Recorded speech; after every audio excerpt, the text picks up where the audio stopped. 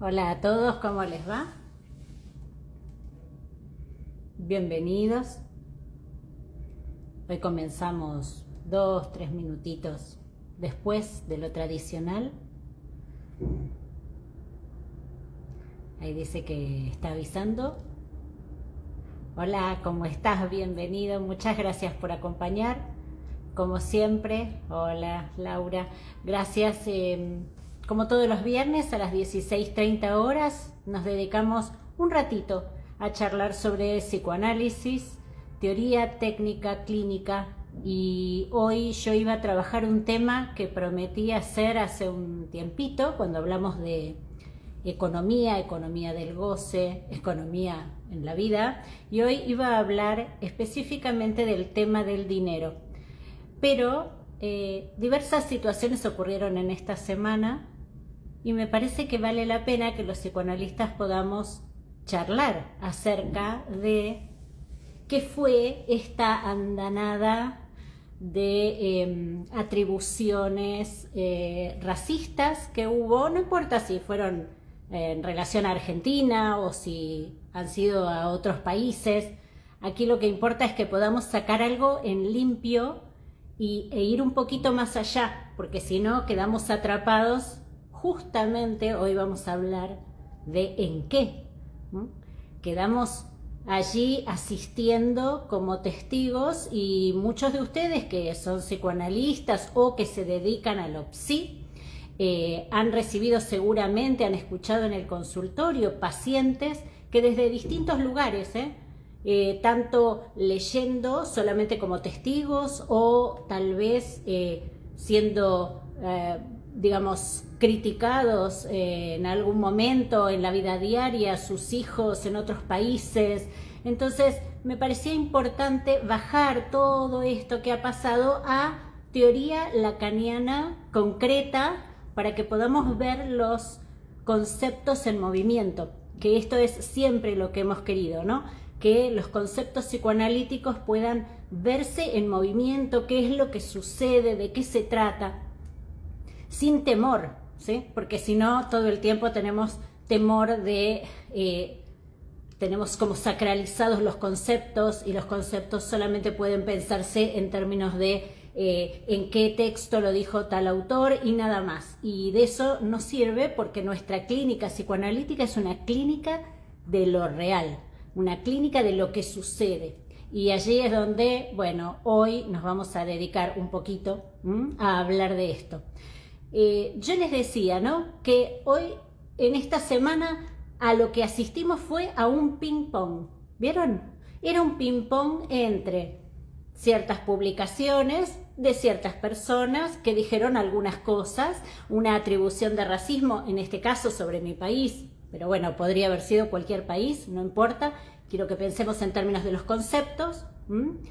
Y paradójicamente lo que se produjo fue una reacción en las redes sociales, donde mucha gente quedó allí respondiendo uno a uno y atribuyendo a los demás, ¿sí?, con un extra, atribuyendo a los demás: no, yo no soy racista, ustedes son racistas. Bueno, lo interesante de todo eso, hoy lo vamos a trabajar respecto del discurso capitalista. Y esto es lo que toma Lacan, y Lacan dice: el discurso capitalista no tiene salida, a diferencia del discurso del amo, que entabla, como sea, lazo social. Él dice: el discurso capitalista no tiene salida, y muy por el contrario.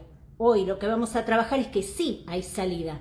Y justamente la salida no está tan lejos ni es tan invisible como parece en principio cuando uno lee el texto. Entonces, en ese ping-pong, ¿qué se produjo? Alguien dijo: ustedes son, ¿sí?, son racistas. Ustedes era un adjetivo gentilicio, ustedes los argentinos, o Argentina, ¿no?, es racista, ta. Esa persona era una persona que publicó algo. Lo que le responden, fíjense que no responde a la persona en particular, en general, esto es lo que se vio en las redes, ¿no?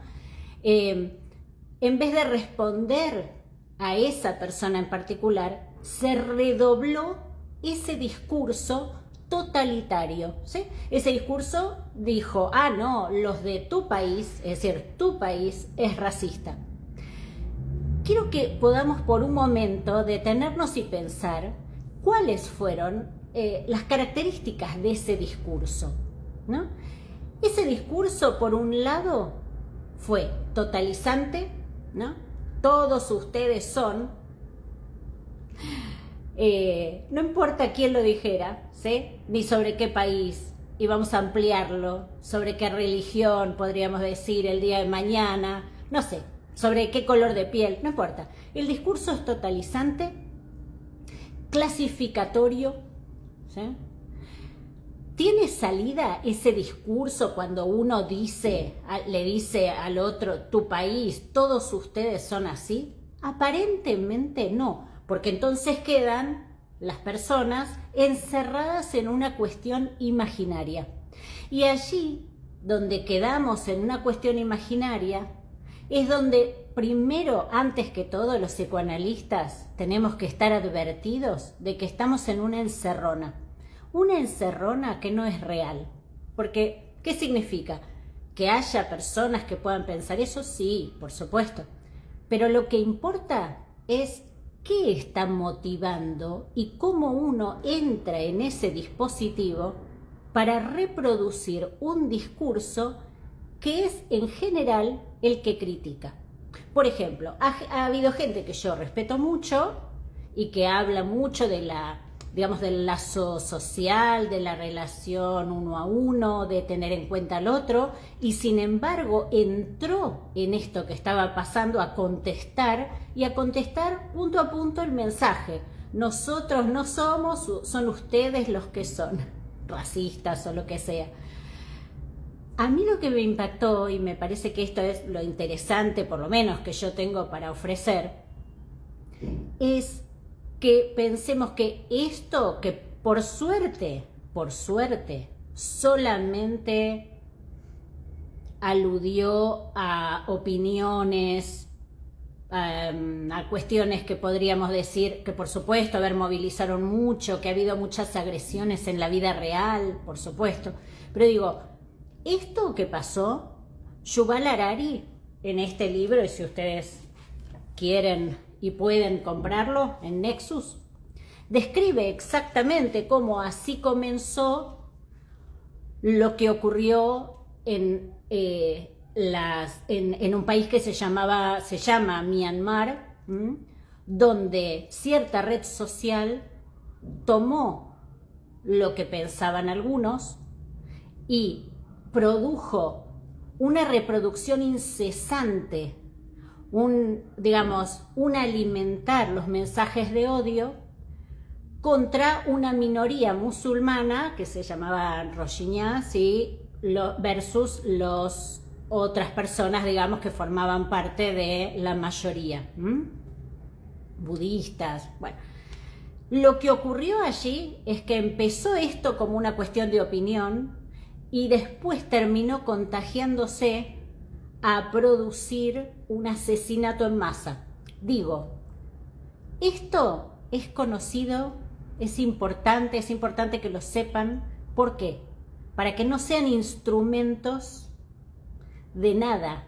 Cuando algo aparece en las redes de esta manera y uno queda enceguecido, lo que está operando ahí es el algoritmo. Es el algoritmo el que busca y le ofrece estos mensajes. A ver, a quienes de ustedes que les llegó, seguramente les estaban ofreciendo entrar a la contienda. Algunos de ustedes tal vez entraron, algunos de ustedes no.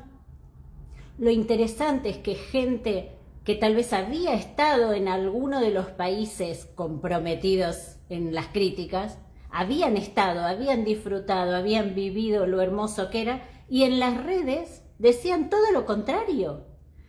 Entonces, ¿cómo poder leer allí?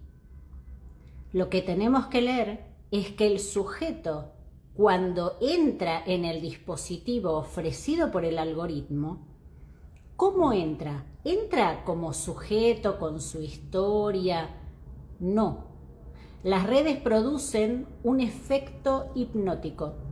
Este es uno de los tantos efectos imaginarios que yo les vengo contando desde el 2023 que se producen en las redes sociales merced a la inteligencia artificial.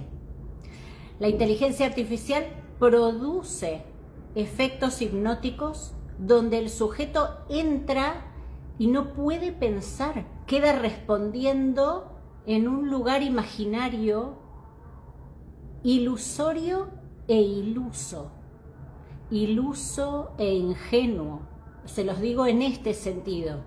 Tengan cuidado de no ser tomados por las redes y quedar atrapados allí, porque a todos nos duele, digamos, lo que pueden decir de unos, de otros, pero ¿quién lo dice? ¿Cómo entrar en esto y terminar duplicando el daño?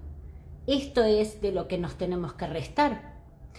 Les voy a contar algo que, por ejemplo, digo, si lo aislamos y decimos ese discurso totalizante, clasificatorio, a aquellos que me están escuchando en este momento, ¿pueden ustedes pensar quién en este mundo particular que tenemos, en este momento sociohistórico, está teniendo en las redes un discurso así contra ciertos países? ¿Hay alguien que ustedes conozcan que tenga un discurso totalitario, digamos, que dice este país hay que desarmarlo, es racista, no lo apoyen o lo que sea, no importa por el racismo? Digo, quiero que entiendan de qué se trata ese discurso. ¿Quién hay que en este momento esté poniendo en circulación ese tipo de discurso? ¿En qué estamento de la sociedad? A ver si hay alguno que me escuche y que tal vez pueda pensar aquí. Lo sé, pero un segundito, a ver si se les ocurre quién puede ser. Pero ese discurso tremendo, clasificatorio, catalogante del otro, que olvida que se trata de personas, que olvida que en un país hay de todo como en todos. Es el discurso político, el discurso de la política, entendida la política actual, ¿no? Como lo de algunos presidentes, que seguramente ustedes imaginarán, tienen ese discurso totalitario y esa idea del otro como alguien que tiene que ser criticado, vilipendiado. Ahí está, Mariana, muchas gracias, sí, tal cual. Nati, Ana, muchas gracias. Exactamente, ese discurso de la aniquilación, ese discurso. Y fíjense que uno que tal vez es una persona que viene defendiendo el lazo social, lo humano, ha pasado esto, como yo les decía, que de repente encontrarme viendo gente que respeto, enardecidos, ¿sí? Y teniendo un discurso, y esto es lo que quiero que escuchen porque es lo más grave, un discurso que se parece al discurso de esos presidentes. Y uno dice, pero si es justamente todo lo que estas personas no son en su vida real. Entonces, ¿qué es esto importante a pensar? No es solamente una reflexión y decir, uy, pero qué bárbaro, cómo esto funciona, ¿no? Qué tremendo. Todas las descripciones que todos podemos hacer. Lo que sucede es que el lenguaje se apodera de nuestras cabezas. ¿Y cómo funciona eso? A través del algoritmo. Es el algoritmo como empuje a hacer, ¿sí?, que genera estos mensajes de odio. Se llama rage bait esto, ¿sí? Son a través de algunas personas que por supuesto piensan así, cada uno, digamos, tiene su experiencia y puede decir lo que crea, pero eso es tomado además por cientos de miles de bots que replican. Los bots, ustedes saben que son en inteligencia artificial, tal vez han escuchado. Los bots son pequeños programas, máquinas, ¿sí?, que toman roles por ejemplo, en Instagram o en lo que sea, digamos, en las redes, que ustedes van a poder diferenciarlos de las personas comunes, porque en general no tienen foto, porque tienen 500.000 personas seguidas, pero 0 seguidores, que también tienen nombres muy generales. Esos son bots, ¿no? Y los bots republican lo que encontraron de alguien que dijo algo, lo republican. Todo eso produce un empuje a la masividad. Entonces, ¿qué es lo que uno tiene que hacer frente a esto? Cada uno puede hacer, por supuesto, lo que quiera. Lo que digo es que hagan lo que hagan, no sean ingenuos al respecto. Esta masividad de crítica, este rage bait, ¿sí?, este dispositivo de empuje al odio, lo que produce es que entre dinero en las arcas de alguien, de empresas. Esto no sirve para otra cosa que para eso. Entonces las grandes empresas económicamente se benefician cuanto más acelera el algoritmo la producción de odio. Hay algo que les quiero leer de Yuval Harari. Dice: en 2016 y 2017 el modelo de negocio de Facebook se basaba en potenciar la implicación del usuario. Esto incluye el tiempo de uso de la plataforma y cualquier acción como cliquear o compartir contenido. Al aumentarse esta implicación, Facebook podía recopilar más datos, vender más anuncios y acaparar una porción mayor del mercado de la información. Además, servía para atraer inversores, lo que incrementaba el valor de las acciones. Solamente eso, fíjense, lo que importa aquí es que ustedes no sean tomados, todos nosotros, no sean tomados como esos pequeños peones en este juego de ajedrez, creyendo en el mensaje, creyendo que como Antígona vamos a ir a salvar, ¿no?, el buen nombre. Esto no se trata de eso, nunca se trató de eso. Y esto provoca graves consecuencias en la vida real, porque cuanto más uno lo replica y contesta, en vez de detener ese mensaje, esos mensajes iniciales, por más que uno se enoje mucho, porque a mí el mensaje de Samuel L. Jackson me enojó muchísimo, pero me enoja, pero no voy a mostrarlo en las redes, porque en todo caso, si tuviera que contestar, escribiría para él, pero no para mí. Laura dice: es que está estudiado que lo que más enganche produce en redes es el contenido polémico, tal cual. Por eso fomentan estas opiniones que van a asegurar que miles se suban a la ola, tal cual, exactamente. En este sentido, y te agradezco mucho, Laura, en este sentido, si nosotros podemos producir un plus, si podemos pensar algo más respecto de esto que pasó, no seamos los peones útiles de otras personas, de empresas. Lo que fue la masacre de Myanmar, que no es poca cosa, esto termina siendo algo que por suerte se va a ir olvidando. La gente que ha estado en México, porque en general hemos sido muy, muy vilipendiados, digamos, ¿no? Tanto la gente que ha estado en México como en Argentina sabe que esto no es así. Y si se encuentra con alguien racista, bueno, puede ser, ¿no? Pero, no es algo que marca un país. Definir a alguien, digamos, por su pertenencia a su país, por su geografía, por su religión, esto es hacer masa. Entonces, discurso capitalista. ¿Cuál es? ¿Qué dice Lacan? Lacan dice, vamos a ir a lo concreto.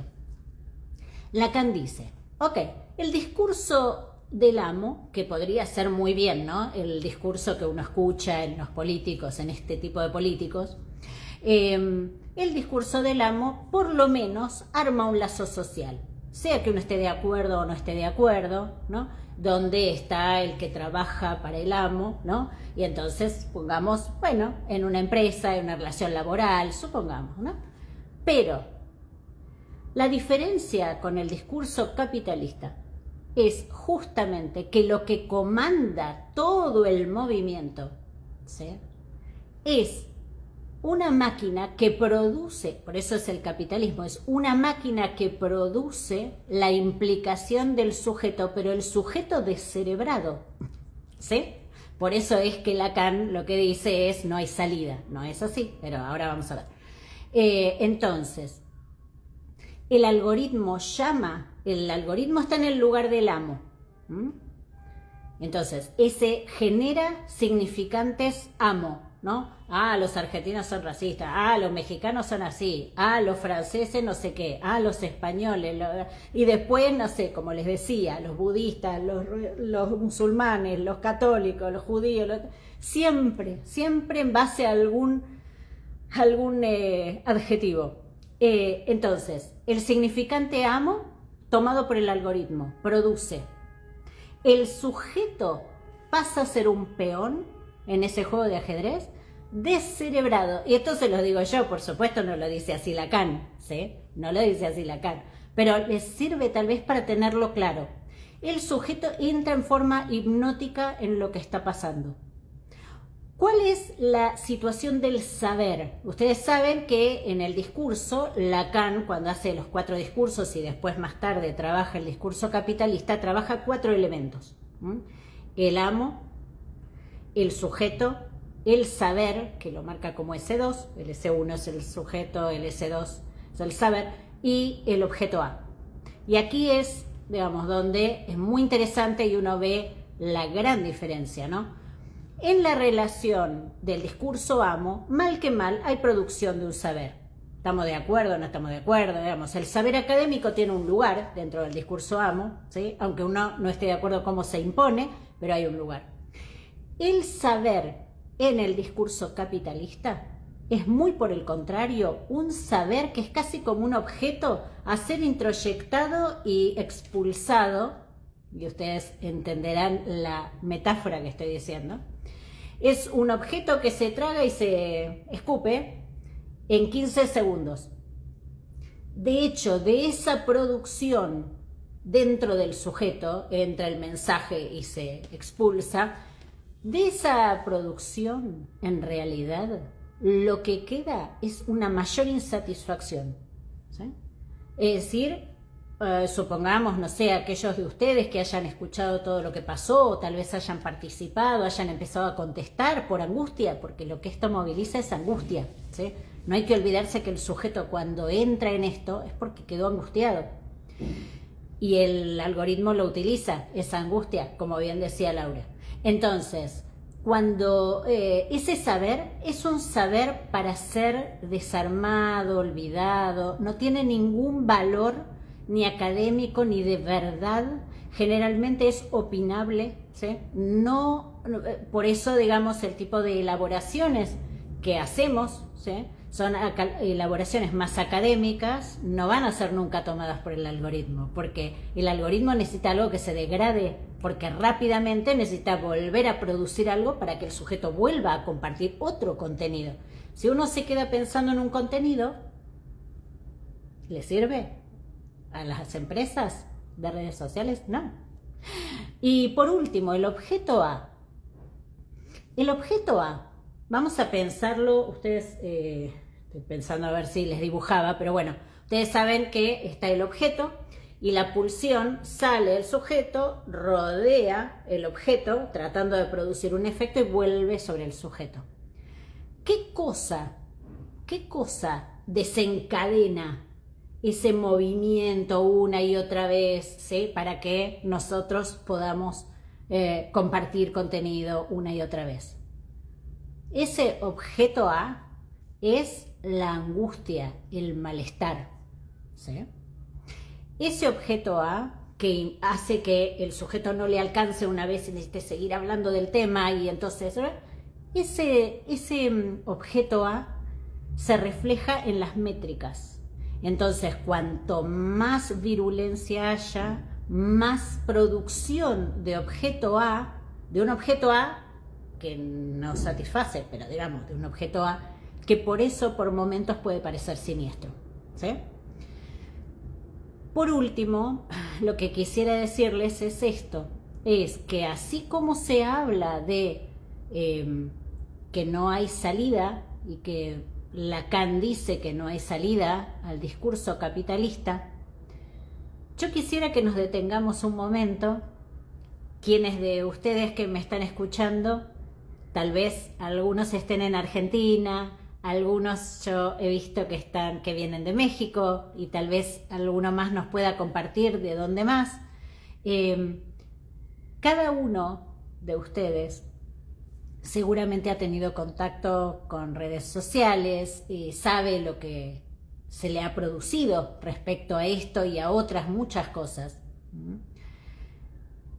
Vieron que hay momentos en que aparece algo y uno está totalmente compenetrado, y después, una semana después, dice: uy, ¿te acordás de cuando estábamos hablando de tal cosa? Uy, qué tremendo, cómo se movió todo, ¿no?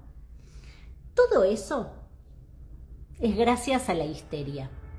Y yo sé que suena como muy raro lo que les digo, pero algo que aporta lo humano y que es muy positivo en esta inyección de inteligencia artificial que tienen las redes, es que en la histeria llega un momento que uno se aburre de lo mismo y quiere otra cosa. Y gracias a Dios, ¿no?, el cuerpo se cansa, los ojos se cansan. Entonces, tal vez alguien estuvo muy enganchado con esto, pero después al rato dice: bueno, basta, no voy a ver más nada porque estoy angustiada, me voy a tomar un café, o voy a, no sé, hacer la cena para mis hijos. El cuerpo nos brinda un lugar verdadero, nos brinda un punto de límite respecto de esto que nos ofrecen las redes. Y la histeria, gracias a Dios por la histeria, ¿sí?, se cansa y dice: ay, esto ya me tienen cansada con este tema, ya pasó, esto ya lo están hablando, y quiere cambiar a otro tema. ¿Cuál es el peligro? Que se enganche nuevamente desde el mismo lugar, pero probablemente si se engancha tarde o temprano se canse y busque algo fuera de las redes. Por eso en las redes todo el tiempo quieren que haya gente nueva. Todo el tiempo que haya gente nueva. Así que, bueno, espero que esto les sirva para pensar para la próxima vez que nos inviten a entrar a pelearnos entre nosotros, ¿no?, a pelearnos con otros seres humanos, ¿sí?, a sentir odio o a dar por sentado que el otro es de determinada manera porque alguien lo dice. Siéntense 2 minutos a pensar, ¿sí?, qué es, ¿no?, qué es a qué los están convocando. Y siempre recuerden que cuando hay una guerra hay dos, y el psicoanálisis todo el tiempo señala que la verdad, la pacificación, el equilibrio siempre está en la terceridad, ¿sí?, en la terceridad. Estaba mirando el cuarto porque es el espacio vacío, pero no importa, esto queda para otro vivo. Cuando son 3, padre, madre, niño, pero ese padre que pone coto al goce materno, siempre la terceridad calma. Cuando ustedes entren o vean que algo se establece del orden de lo imaginario, recuerden siempre pensar: ¿quién está ganando algo con esto? Por ejemplo, esa es una de las formas de la terceridad, poder hacer un compás de espera y pensar: ¿a quién le sirve todo esto, no? Que alguien está ganando con esto, o perdiendo seguro, pero mucha gente está haciendo negocio con esto, haciendo negocio con todos nosotros. O cuál es ese discurso que nos permita salir de ese lugar, ¿no? Y entonces ir a leer Freud, ir a leer Lacan, o cada uno de ustedes en la especialidad que tengan o con los autores de referencia que ustedes tengan, ¿no? Acercarse a poder leer de a dónde, digamos, me quieren poner, a dónde, para qué me quieren usar. Así que, bueno, muchas gracias a todos. Prometo que la semana que viene voy a hablar acerca del dinero y esto que habíamos esbozado un poco, cómo leer, cómo pensar desde ahí, cómo maniobrar en relación al dinero y estas cuestiones tan importantes, tanto en la clínica psicoanalítica como en la vida, como los padres hablando con sus hijos. Bueno, pero hoy fue como tanto lo que había estado escuchando en esta semana en el consultorio que dije, bueno, creo que merece un poco hacer teoría de esto que nos tomó, nos agarró y amenazó como dejarnos convulsionados. Así que cuídense y nos vemos la semana que viene. Chao, chao.